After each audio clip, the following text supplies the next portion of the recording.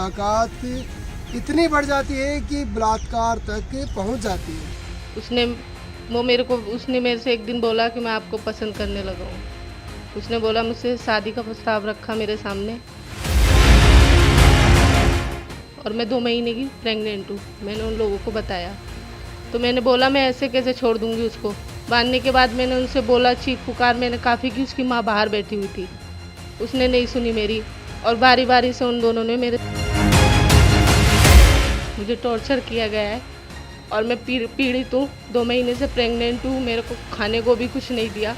पूरी रात में वहाँ बैठी रही और मेरी रिपोर्ट दर्ज नहीं की गई है।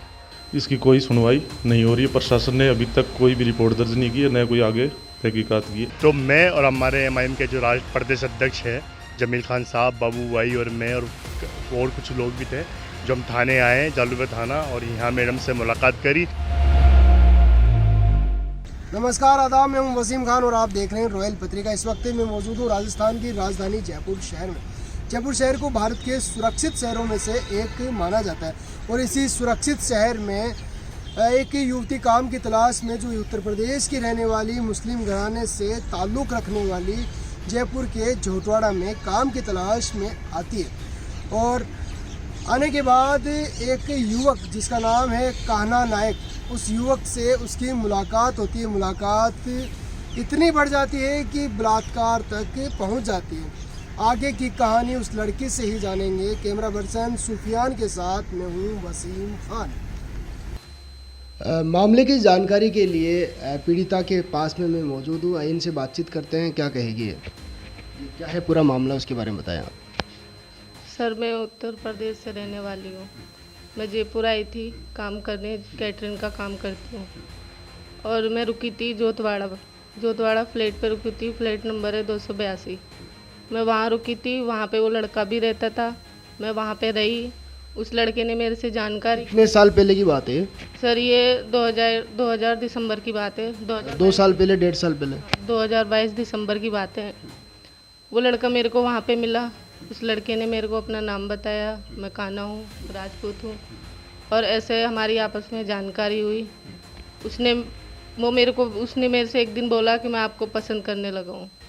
उसने बोला, मुझसे शादी का प्रस्ताव रखा मेरे सामने। मुझसे बोला, मैं आपसे शादी करना चाहता हूँ। मैं कुछ नहीं बोली, मैंने कहा ठीक है। और उसने मेरे को ले जाके छोटा सा मंदिर है, उसी गली में एक मंदिर पड़ता है, उस मंदिर में मेरे को लेके गया। उसने मेरी वहाँ पे मांग भरी। मांग भरने के बाद फिर वो मेरे साथ काम करता रहा फ्लैट में। उसने फिर मेरे साथ शारीरिक संबंध बनाए। उसने काफ़ी दिन तक शारीरिक संबंध बनाए। फिर अचानक से उसके घर से कॉल आता है। काफ़ी दिन उसके साथ रही हूँ मैं। रहने के बाद उसके घर से कॉल आया। उसके घर से बोला, उसके भाई का कॉल आया सुबह।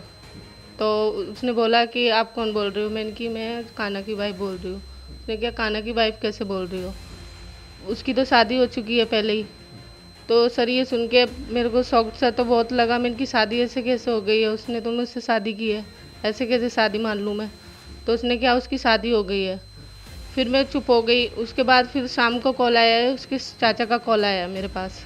उसने मेरे को बोला, आप कौन बोल रही हो? मैंने कि मैं बोल रही हूँ, लड़की बोल रही हो, और कौन बोल रही हूँ? मैंने कि कान्हा की वाइफ बोल रही हूँ। कान्हा की वाइफ बोल रही हो? मैं उसका चाचा बोल रहा हूँ। आप ऐसा है, घर पे आओ। मेरे को उन लोगों ने घर पे बुलाया। घर पे बुलाने के बाद मैंने बात करी वहाँ पे। मैंने उनसे बोला कि आप लोग तो बोल रहे कान्हा की शादी हो गई है। तो उन्होंने बोला हाँ, शादी हो गई है उसकी। और मैंने बोला उस इंसान से मैंने बोला, ऐसे कैसे मैं मान लूँ? और मैं 2 महीने की प्रेग्नेंट हूँ। मैंने उन लोगों को बताया तो मैंने बोला, मैं ऐसे कैसे छोड़ दूँगी उसको?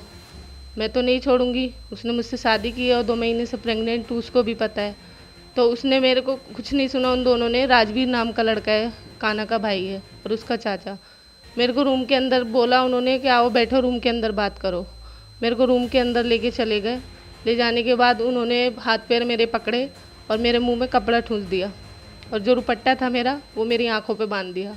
बांधने के बाद मैंने उनसे बोला, चीख पुकार मैंने काफ़ी की। उसकी माँ बाहर बैठी हुई थी, उसने नहीं सुनी मेरी। और बारी बारी से उन दोनों ने मेरे कपड़े उतार दिए, फाड़ दिए। बारी बारी से मेरे साथ उन दोनों ने रेप किया, राजवीर ने, उसके चाचा ने। उसके बाद मैं कुछ नहीं बोली। 2 दिन मैं रूम में पड़ी रही, गुमसुम पड़ी रही रूम में। फिर मैंने कितने लोगों से मैंने मदद भी मांगी, किसी ने नहीं बोला, मेरी मदद नहीं की किसी ने। फिर सर ये यहीं की बात है, जयपुर की। फिर मैं उसके बाद मुझे किसी ने बताया कोतवाली में जाओ, मैं कोतवाली में गई, वहाँ मेरी कोई सुनवाई नहीं हुई, वहाँ से मुझे भगा दिया। फिर मैं उसके बाद जालूपुरा आई, जालूपुरा थाने में गई, वहाँ मेरे को किसी ने बताया जालूपुरा थाने में देखो, वहाँ पे तुम्हारी रिपोर्ट दर्ज करेंगे। वहाँ मैं गई तो वहाँ से भी मेरे को भगा दिया। उसके बाद मैं घर में आके ऐसे ही बैठ गई। फिर मैं रोती रहती थी बस। और उसके बाद मैंने बोला, उसके बाद मेरे को किसी ने बताया कि आप MIM जी के पास, MIM जुम्मेदार पार्टी जी के पास जाओ। तो मैंने बोला वो कौन है? कह रहा आप एक बार उनसे कांटेक्ट करो, शायद ही वो आपकी सुनेंगे। मैं उनके पास गई, मुझे लेकर के ले गए उनके पास, उनको मैंने सारी बातें बताई और उन्होंने बोला तू टेंशन मत ले, मैं तेरे साथ हूँ, मैं तेरा साथ दूंगा, तू अकेली बच्ची है यहाँ पे, मैं तेरा साथ दूंगा। वो मेरे को लेके गए जालूपुरा थाने में, दोबारा से लेके मैं गई उनके साथ।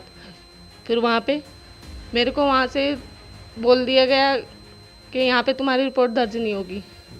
उन्होंने बोला, मैंने उनसे बोला कि मेरे को इंसाफ चाहिए, मेरी रिपोर्ट दर्ज करो और मैं 2 महीने से प्रेग्नेंट हूँ। मेरे को वहाँ से बोल दिया नहीं होगी तुम्हारी। मैं बाहर चली गई, बाहर जाने के बाद फिर मैं जो MIM जी पार्टी जी जो हैं वो मेरे को लेके गए जोतवाड़ा थाने में लेके गए। वहाँ पे जाके बोला कि रिपोर्ट दर्ज करो इस लड़की की।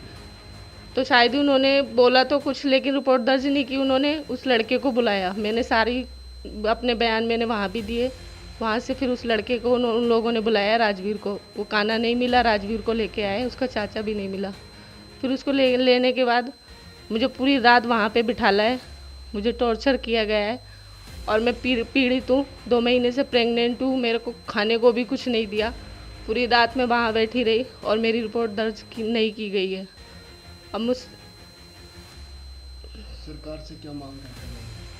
सरकार से मैं यही मांग करती हूँ कि मेरे साथ इंसाफ होना चाहिए। मैं इंसाफ मांग रही हूँ और कुछ नहीं, मुझे मेरे साथ इंसाफ होना चाहिए बस। उस इंसान को सज़ा मिलनी चाहिए जो उसने मेरे साथ गलत किया है, मुझे धोखे में रखा है, मेरे साथ विश्वासघात किया है। मुझे उसका इंसाफ चाहिए, मेरे बच्चे को हक चाहिए, मुझे हक चाहिए, इस बच्चे को बाप का नाम चाहिए, मुझे और कुछ नहीं चाहिए, मुझे इंसाफ चाहिए सरकार से। लड़की से तो हमने बातचीत कर ली है और अब बातचीत करते हैं वकील साहब से जो इस मामले को लेकर बातचीत करेंगे। क्या कहेंगे वकील साहब, आप इस मामले को किस तरह से देखते हैं? इसमें महिला बिल्कुल प्रताड़ित हुई है। महिला की अभी तक रिपोर्ट दर्ज नहीं हुई, 48 घंटे से ज़्यादा हो चुके हैं। जब महिला जालूपुरा थाने में पहुंची तो महिला को पहले दिन पहुंची तो वहां से भेज दिया गया, बोले कि आप कल आना। कल आए तो इन्होंने जो AMI के प्रदेश अध्यक्ष हैं उनसे संपर्क किया, उनको लेके ये साथ पहुँचे, मैं भी वहाँ पे मौजूद था। फिर उन्होंने जालूपुरा थाने वालों ने जोटवाड़ा का मामला बताते हुए वहाँ पे भेज दिया, महिला को भी साथ भेज दिया। वहाँ पे जाने के बाद में न तो महिला की अभी तक कोई रिपोर्ट दर्ज की है।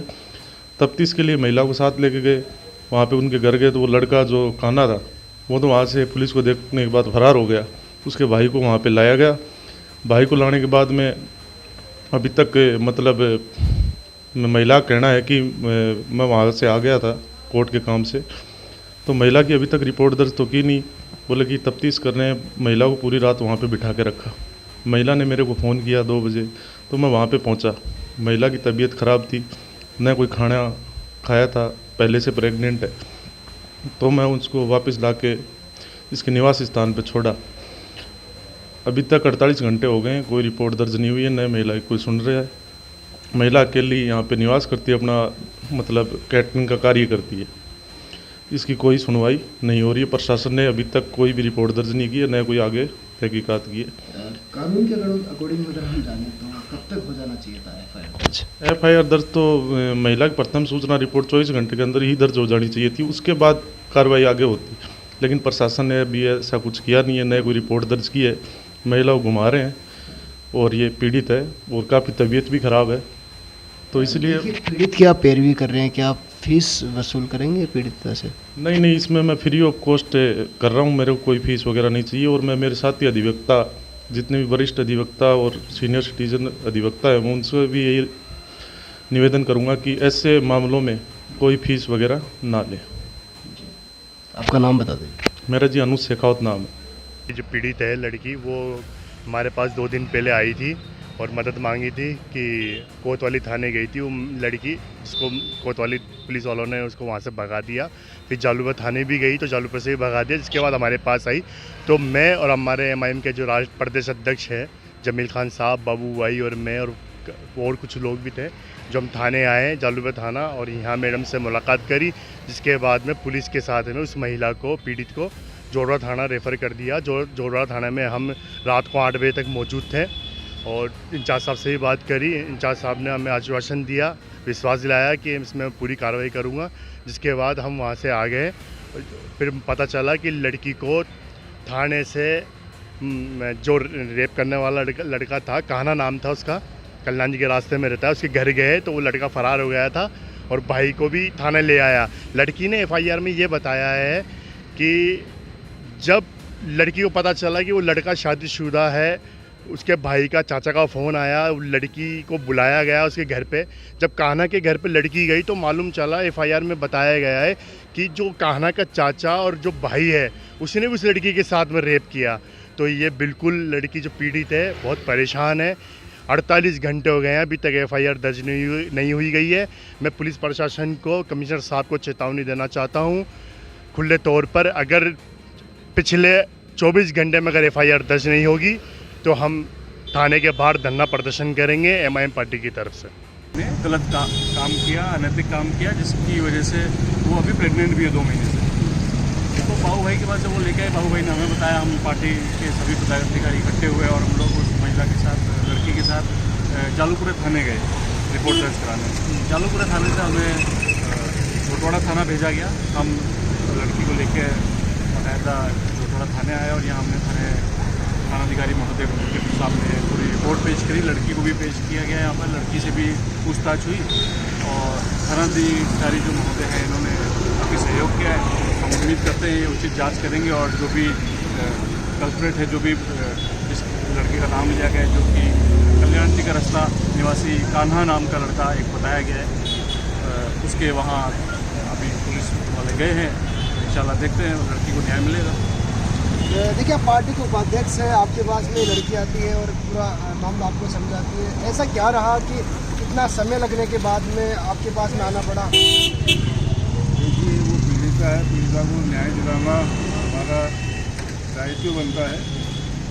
जैसे कि आपको जमील खान साहब ने बताया कि भाई पहले जालूपुर थाना लेकर गए, फिर हम जोटवाड़ा लेकर आए हैं। अभी उम्मीद करते हैं राजस्थान सरकार से कि इस बच्ची को न्याय किस तरीके से मिले। अभी SSP बड़ा SSP साहब हैं, उन्होंने स्पष्ट किया है कि भाई इसको न्याय दिलाएंगे और अपनी टोली गठित करके और जो लड़का है उसके घर रवाना की है। आगे समय समय पे बाकी सूचना आपको। अगर मान लीजिए सही समय पर अगर कार्रवाई नहीं की जाएगी तो आपका अगला कदम क्या है? देखिए, हमें उम्मीद तो है कि राजस्थान पुलिस पूरी तरह से जल्दी से काम करेगी और पीड़ित महिला को न्याय दिलवाएगी। लड़की को जिस तरह से कहते हैं बेटी बचाओ बेटी पढ़ाओ, तो ये बेटियों का ही मसला है। और अगर पुलिस के द्वारा उचित कार्रवाई नहीं की गई और जो गुनहगार है उसको पकड़ा नहीं गया, सज़ा नहीं दिलाई गई, तो AIM राजस्थान इसके प्रति इसके खिलाफ धरना भी देगी और यहाँ प्रदर्शन भी करेगी।